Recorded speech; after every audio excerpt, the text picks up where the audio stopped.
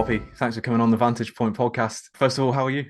Yeah, I'm good, although it feels like it should be the weekend already, and it's not the weekend yet. Well, depending when you're listening, but it's not the weekend right now, and I just wish it was. How about Yeah, I you? feel you. I feel you. Yeah, you know what? I feel very much the same way. Now, I want to get on to the main reason essentially I asked you to come on. Your book, A Home for a Ukrainian. How did that come about? How did you meet Yulia, who is, I assume I'm saying that correctly, Yulia? Yeah, Yeah, that's who's right. and she's a child refugee from the Ukraine, right? How did you Yeah, meet? she's a mother with a 6-year-old boy, or just turned 7, Right, from Ukraine. Yeah. right. How did you meet her then? So obviously it's been a year now since I met her because it was when Russia invaded Ukraine, and Yulia and her son Daniel lived right on the border to Russia. So they lived right on the east of Ukraine. So she was really kind of quick as soon as she saw that the invasion was happening to think how could she get to safety. So as I'm sure many of you listening will know, many countries kind of open their doors to these Ukrainian refugees, including England, where I am. And that was it really. I signed up to be a sponsor and then joined a lot of Facebook groups where Ukrainians were also joining and looking for hosts in kind of whichever country they felt they wanted to seek safety in. And I went, I mean, it was really strange actually, Glen. It was kind of like almost like a weird Tinder kind of situation because you were seeing people approach you, like, can you host me? And I was like, there was one like mother and her husband, and I was just thinking, I'm not sure that's quite the right fit, to have like a fully grown man like staying in my house. And it was really hard having to say no to people because you want to help, but you also have to protect your own well-being, I guess, and think what would be the most harmonious fit for both sides. So it just so happened when I Yeah. saw Yulia and her son, it just felt like the right fit. So, and luckily it was. Luckily then they came, we sorted the flights. They had managed to escape to Istanbul. So they had been staying there in a friend's apartment for a couple of weeks, and we sorted flights to London. They flew over to Stansted, and then that was it, moved in. So I know if you ever had Wow. family or friends come to stay, it's always it's really great, isn't it, for the first like 24 hours, first couple of days, and then you find yourself just wishing you had your own space. And it definitely was like that at times. And then I just kept reminding myself, these people are refugees. Like, I'm sure you'll be fine not having your personal space for a while. And so that Yeah. was the start of the journey, I guess. Wow. So how dire was it for them from where they were? How much had the war affected that family in particular? So she's a single mother. So Yeah. I guess she had to make the decision herself.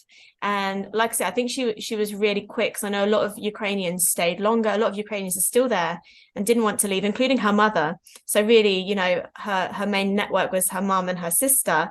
Her sister also decided to come to England as well, like after Yulia had come and said, this is much better in terms of, being safe, being settled.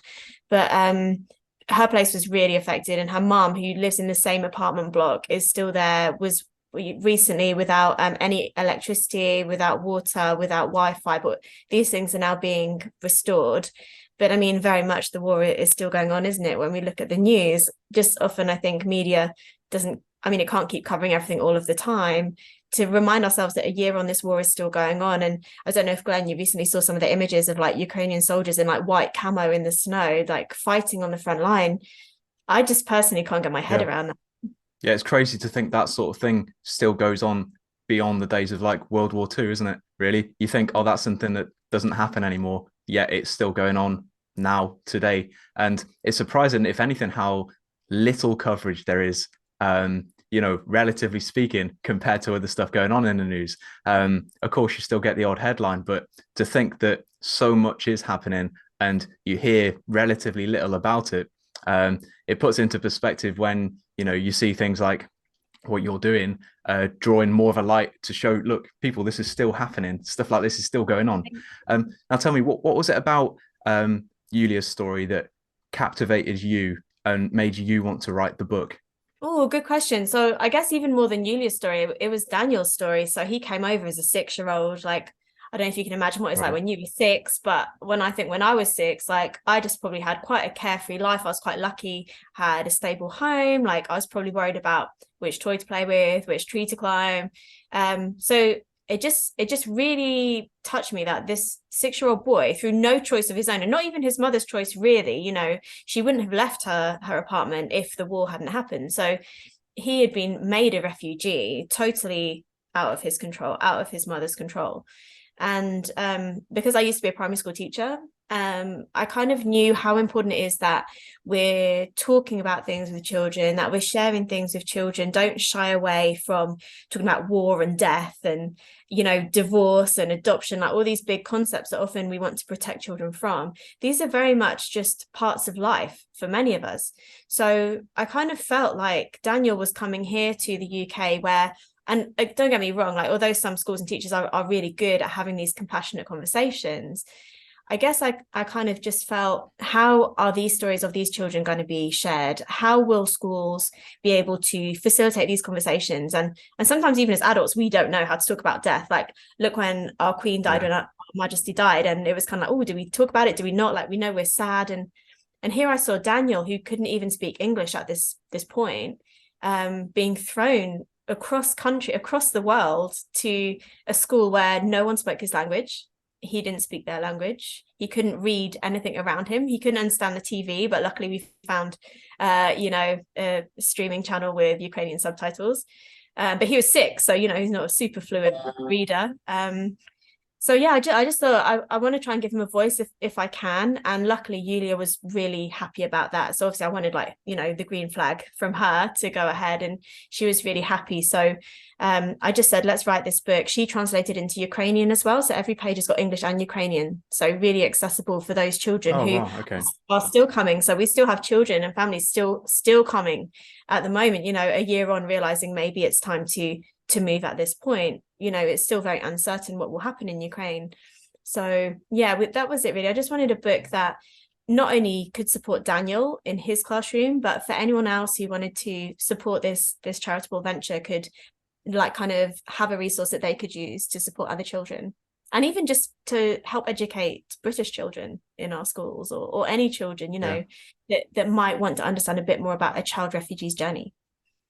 Yeah, because I imagine for British children, they'd find it very hard to understand what those other children that are now in their classes have been through, and would probably struggle to know what to talk to them about, especially with the language barrier. So it's good that there are, you know, it would be good if there was more of that kind of book that the other kids could read and make themselves more aware of how hard it is for those other kids. Because otherwise, you know how cruel it can be in school sometimes, just as an ordinary British kid with name calling and that kind of thing. If you're the odd one out in any way, it can be quite brutal. So how do you think we can sort of, like, let people know more about what's going on, like, especially at that young age? How do you talk to kids about things like death and things like war? Because they're not going to understand the complexities of it, are they? Mm-hmm. Yeah, and this is why I think a lot of people shy away from doing it, Glenn, because we don't want to say the wrong thing. We don't want to upset children, but that's why I think books are a great way.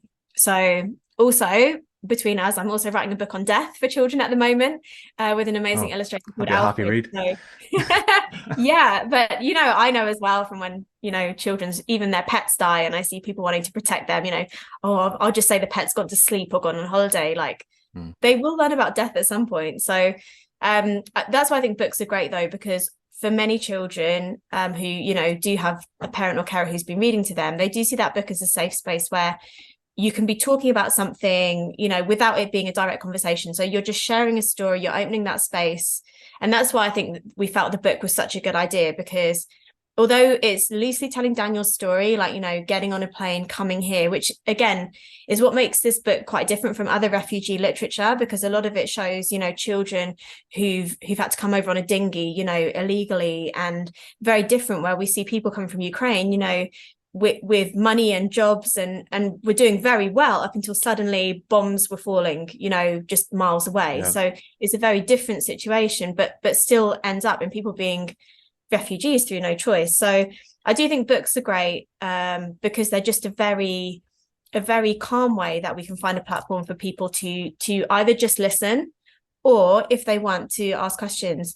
And that's what was really cool about the book, because illustrated by this amazing artist, Terry, who illustrated for free, because none of us are taking not a single penny from the book. So it's all going to charity Voices of Children, which gives children psychological support, children that are still in Ukraine, because there are still obviously hundreds of thousands of children who haven't been able to leave, whose families haven't wanted to leave. So what we've done, not just produced the book as an ebook, but I managed to get 27 educators from all around the globe. We've even got someone from India, someone from South Africa, and from all over, that have shared little teaching ideas as well.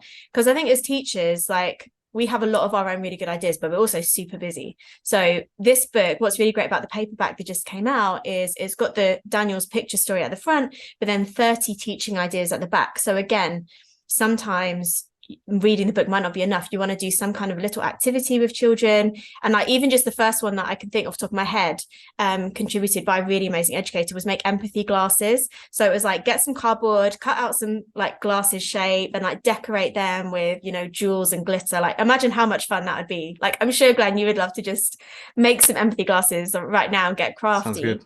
And then it sounds really, really fun. It's something simple that someone can do, not even in the classroom, just at home with your children. But then on the page in the book, it then talks about what activity you would do, what questions you would ask, how you'd encourage your children to think.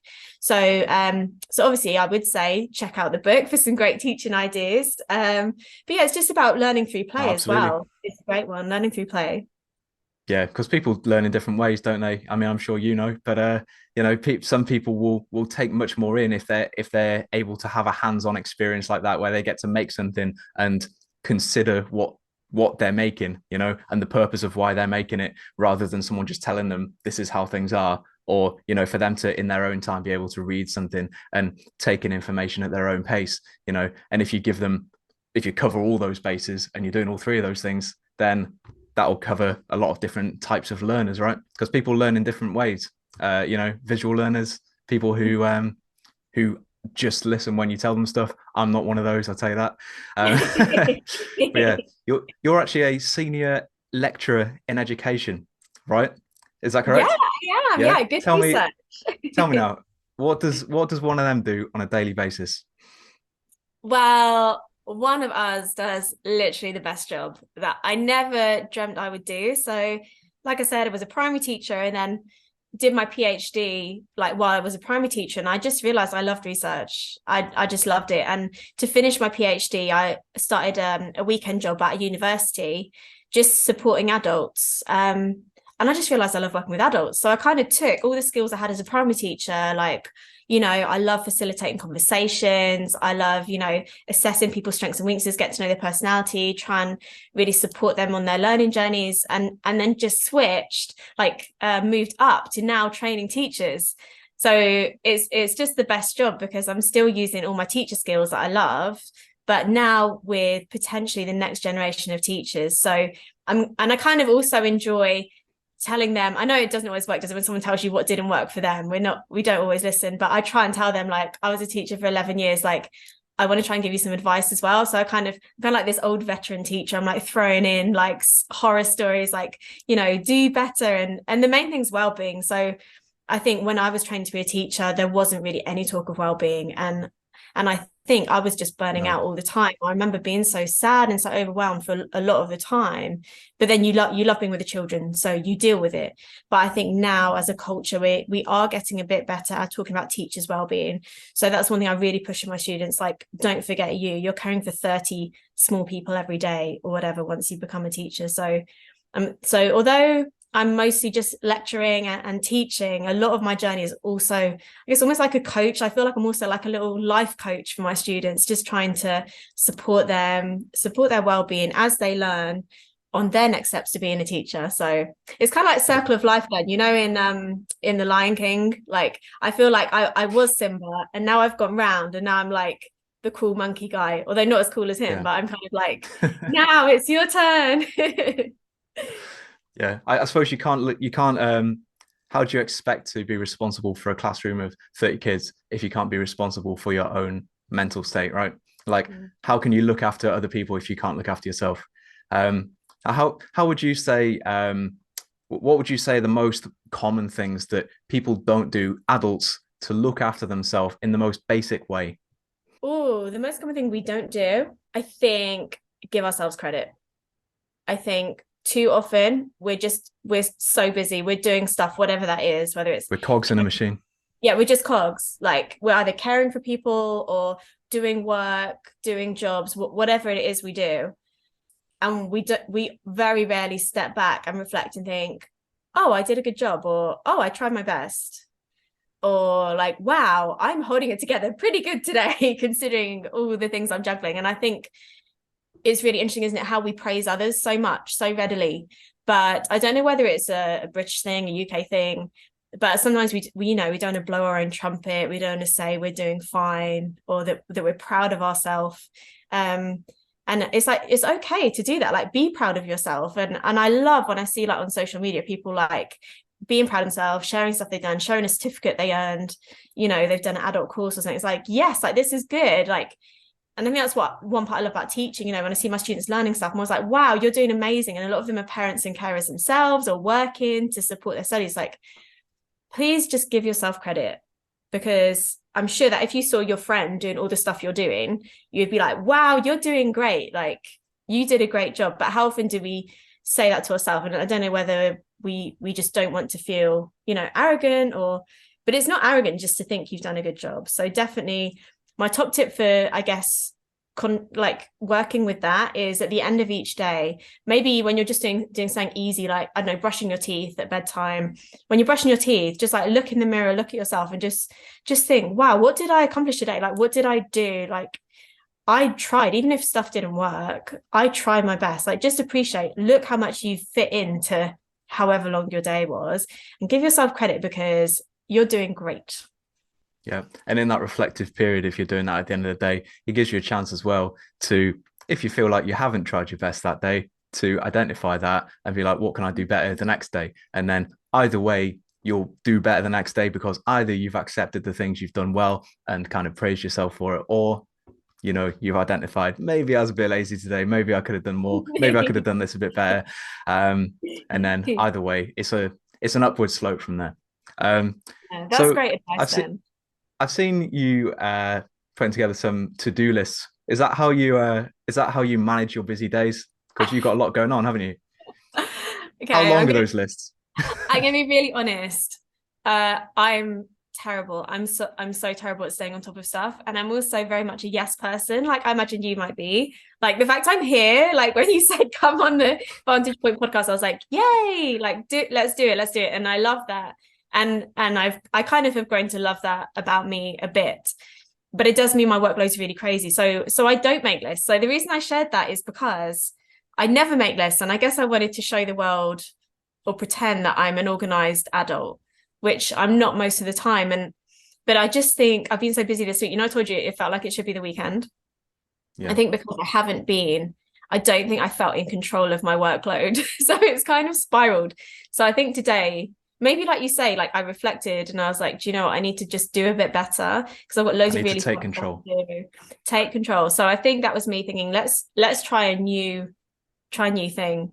Let's try making a list. And then I thought, let's pop that on social media and see other people saying other better ways I could do it. So it's also a sneaky way of me trying to find better coping strategies for, being an adult. But yeah, it works sometimes. And I saw someone commented, like, I love to list stuff I've already just done, so I can cross it off. And that's good too. Like, back to what we were saying, Glen, like, appreciate how much you've done. That's actually very cool to do that. Yeah. But yeah, it's and hard. You can see that when you're taking things off a list, that's one way of seeing the things you've achieved that day. Yeah. But can I be really honest? I'll show you the list. So this was then the list. I actually then there's a lot of things crossed off. That's pretty good. Added stuff and crossed it off, and I've now only got 3 things left. But then I was taking a week. But it certainly feels good, like, when we can measure what we've done, hasn't it? Like, I don't know if you're a big reader, but when I was growing up, like, I really loved reading fiction, and I still love reading fiction, but I find less time. But I loved having a paperback, and just when you feel like as you move through your book or whatever it is you read, you know, it doesn't have to be fiction, but you feel like you're making progress. I tried ebooks as well, but I think you don't get that same feeling of progress. Like it now says you've read 29%, but there's something really good in feeling like you're making progress. And I think that's a good thing about a list, because like you say, you can appreciate when you're ticking things off, you can see how much you've done in a day. So I think I'll keep trying it. It's worked today. Yeah. So what works today might always work tomorrow, because we're only human. So it's in its experimental stage. Yeah, I'm my own case study today. So Now, I did the Vantage Point podcast to try and bring different people with different perspectives together. Now, I've noticed with your website, you've tried to do a similar sort of thing in a different way. So how does that work exactly? Your website, hang on, I've got the name right here.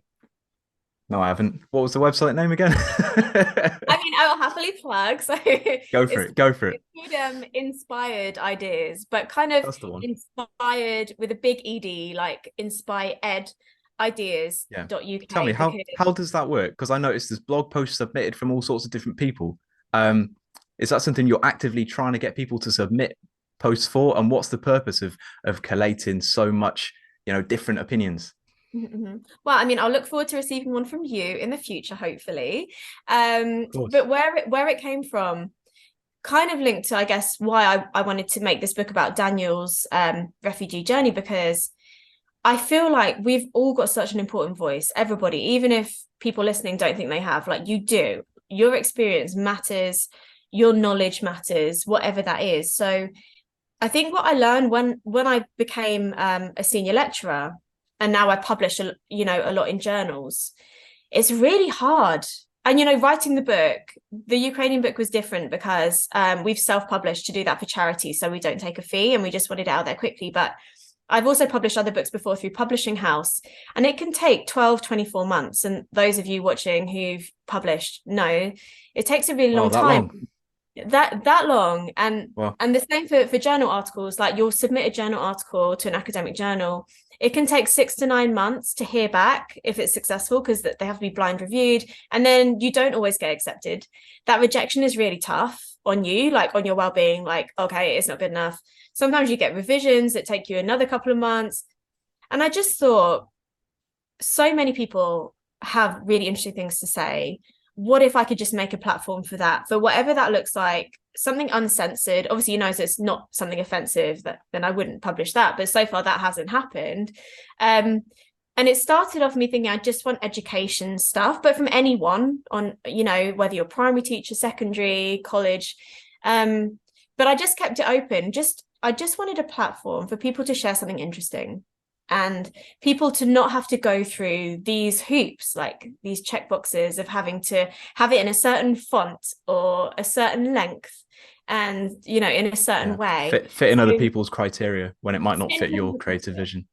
Exactly, because surely what we're always saying is it's good to be different, yet when you try and get published, you have to then read like the requirements of the publishing house or the journal, and actually you can't be that different. You have to fit. So what's really cool, you'll probably see there's quite a few posts already. I think we're into like 60 something. I only started it just before Christmas.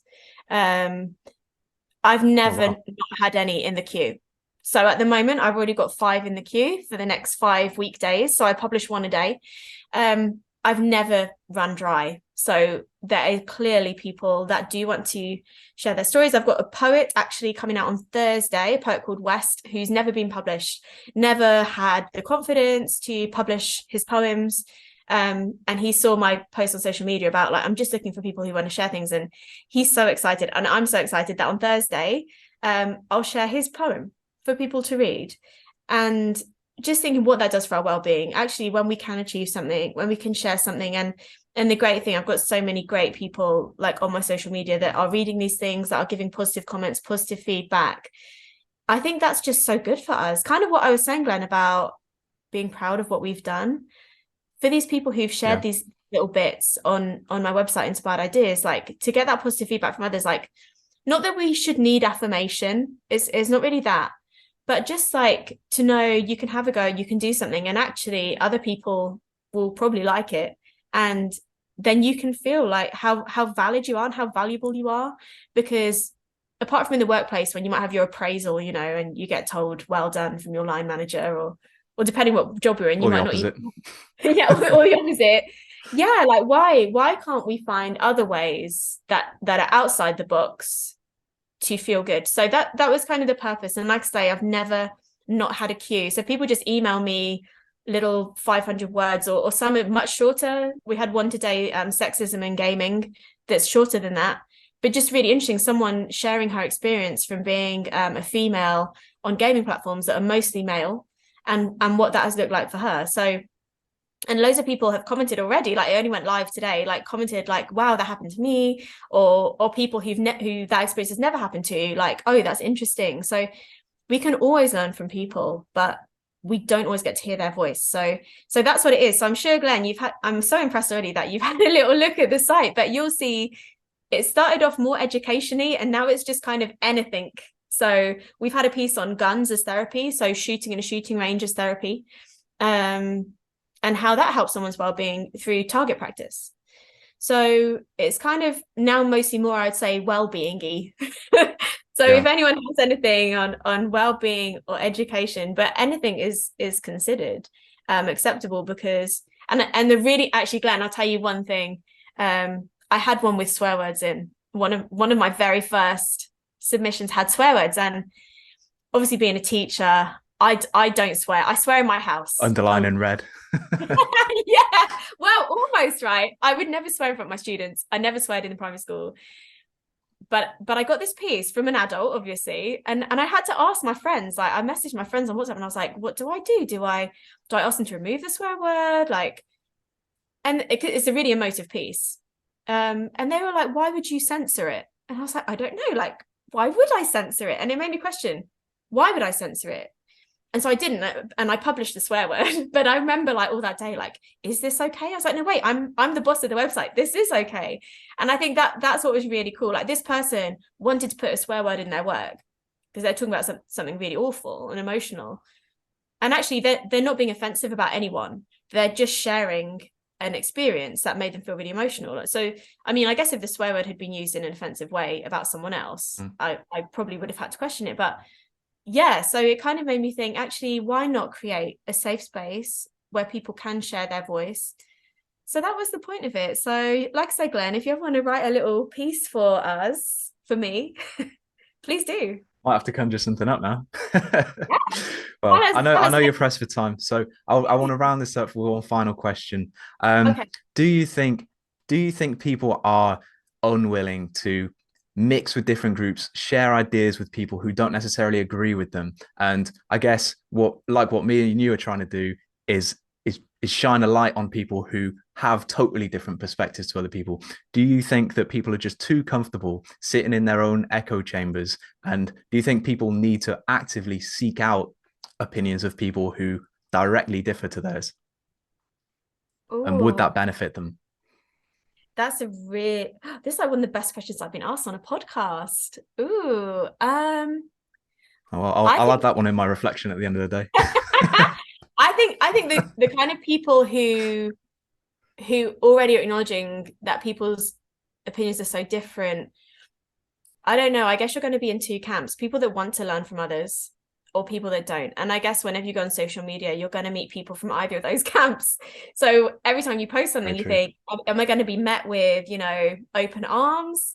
Am I going to be met, like yesterday, someone called me a C word on social media, a man I hadn't met. So it's tough. I think all we can do is keep sharing our voices and helping others share their voices, like you're doing. That's all we can do. And we can't know if people will accept it, but certainly if they're listening and if they're trying to engage with it, that must be something. And they're not always going to like what they hear, but all we can do is keep trying to share voices of others and put them out there for the world, and I guess that's the best we can hope for, that they'll be listened to by someone. Yeah, absolutely. I couldn't agree more with that. Now, Poppy, thanks so much for coming on the Vantage Point podcast. I really appreciate your time. Thank you. It's a pleasure to talk with you.